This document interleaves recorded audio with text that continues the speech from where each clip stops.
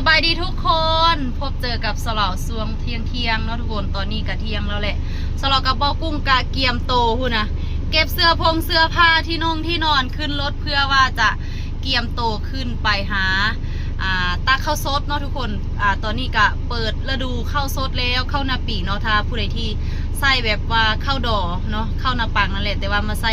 ในฤดูข้าวปีก็จะออกก้อนมูเนาะก็จะได้เกี่ยวก้อนมูเนาะได้ไปขึ้นตักอยู่ที่อำเภอท่าบ่อ2 เที่ยวทุกคน แล้วก็ยุดบ่ได้ไปเลยเพราะว่าเข้าขึ้นราคาเนาะมันแพงขึ้นกะตักบ่ได้ปานนี้เขาก็จะได้หาเลาะตักบอลที่ราคาแบบว่าอยากถึกๆแน่หน่อยนึงที่เขามีความสามารถตักได้เนาะตอนนี้ก็อยู่ที่อุดรธานีแล้วแหละทุกคนมาเข้าห้างไดนาโมนี่มาเข้าห้างไดนาโมเพื่อว่าให้เขาเจ้าเฮ็ดไฟแบบว่าไฟลี่ตัวลูกบ่ออกทุกคนเพราะว่าเพื่อว่าเขาไปขี่รถไปมันค่ำมันมืดแบบนี้เนาะมันก็จะอันตรายเสี่ยงต่อเขาเจ้าจะได้มาตำท้ายรถเฮาเนาะเขาก็เลยต้องเฮ็ดกันไว้กันดีกว่าแก้หอบเสื้อผ้ามาเต็มกระตาบักใหญ่ที่นอนกับบ่ได้พับไว้เพราะว่าสลาวนอนหากระตื่นเพราะว่านอนมานำทางเมื่อยนั่งก็นอนเมื่อยนอนก็นั่งเนาะนั่นแหละเฮ็ดไปไดนาโมแล้วก็สิได้พากันเดินทางไปอำเภอโพนพิสัยทุกคนไปอำเภอโพนพิสัยเนาะตอนนี้ก็จะพากันขี่รถมาอุดรธานีแล้วก็จะไปทางอำเภอเพ็ญเนาะไปทางลักกิโลใหญ่แล้วก็ไปทางพุนเลยไปนั่นแหละ ไปอำเภอโพนพิสัยกำลังเฮ็ดแบบตอนนี้เนาะเที่ยงบ่ทันได้กินข้าวเที่ยงอยู่ทุกคนเป็นจังใดเดี๋ยวสลาวคอยอัปเดตให้เบิ่งอีกในขั้นตอนต่อไป เนาะทุกคนทุกคนตอนนี้ก็เดินทางมาฮอดนี่ลักกิโลใหญ่แล้วนี่อยู่ที่อุดรธานีจอดกินข้าวอยู่ที่ห้านประจำอยู่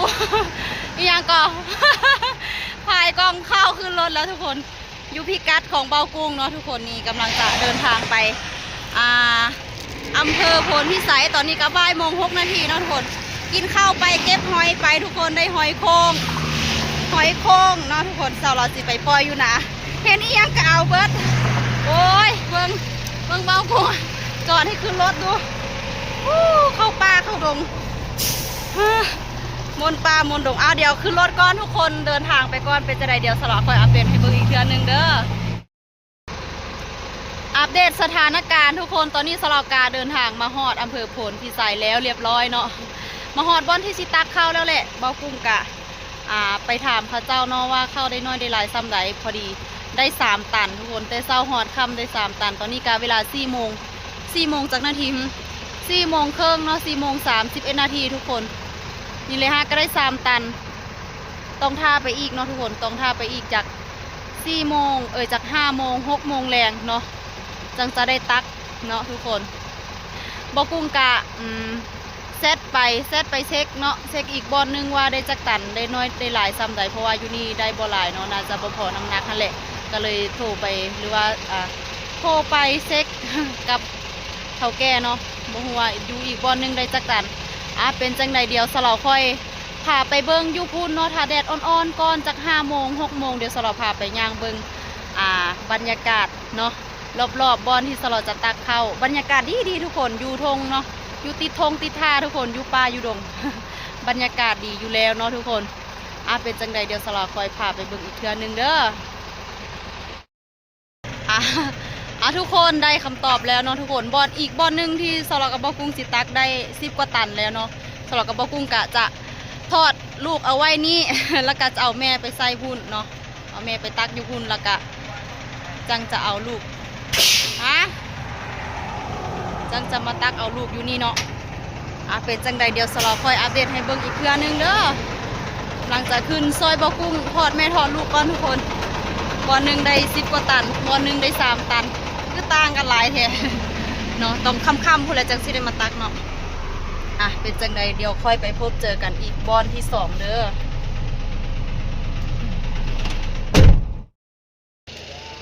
ทุกคนตอนนี้กะเดินทางมาฮอดบอนที่2แล้วเนาะ เบากุ้งว่ามาฮอดแล้วให้เพิ่นตักเลยเนาะถ้าย่อยตักขึ้นรถเทื่อละหน่อย เพราะว่าเป็นเข้า10 กว่าตันเบิ่ง เข้าประมาณ2 ตันนี่แหละหรือว่าตัน8 ตัน 8 หรือว่า2 ตันทุกคน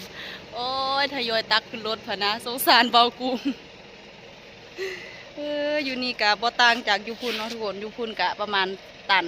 3 ตันกว่านี่แหละเนาะอยู่นี่กะประมาณ2 ตัน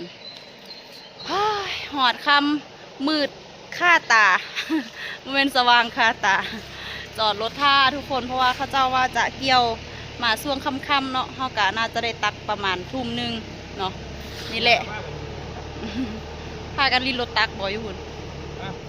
ที่เอายังตัดไม่ไผ่บ่เบิ่งใช่ละรถตักดึง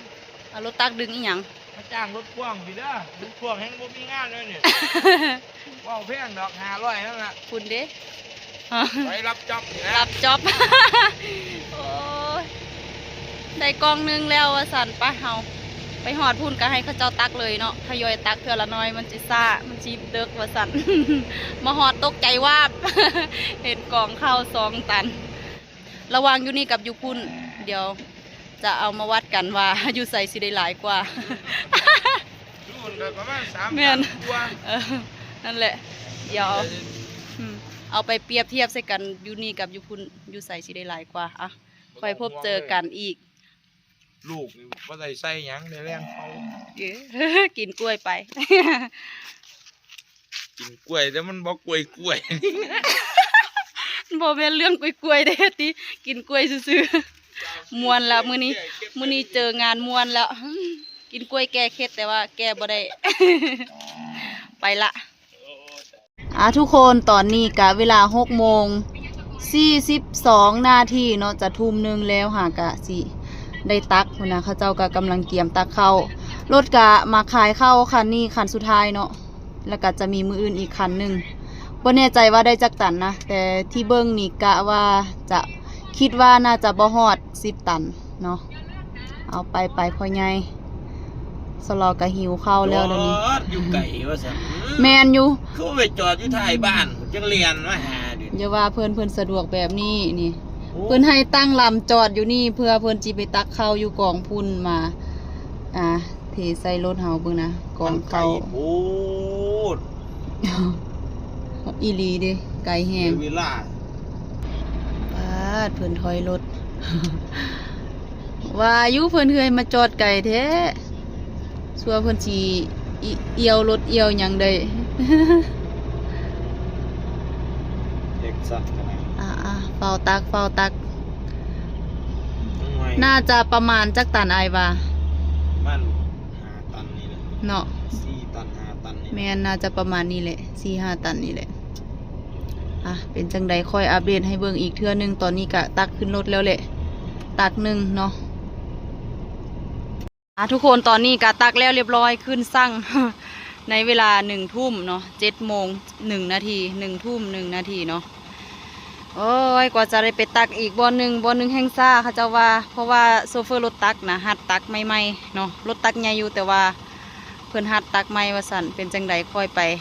พบเจอกันอยู่พุ่นเนาะ สุขสตาวาสนาเบากุ้งกับเซาลาว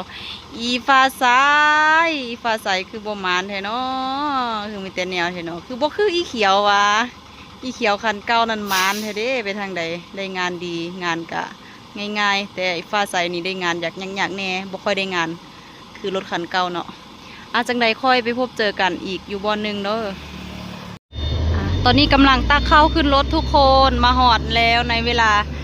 7:21 นาทีเนาะกำลังตักข้าวขึ้นรถบ่แน่ใจว่าได้จักตันนะเดี๋ยวเป็นจังใดสลอค่อยอัปเดตให้เบิ่งอีกเทื่อนึงตอนที่สั่งรถออกเนาะบ่ได้ใจน้ำหนัก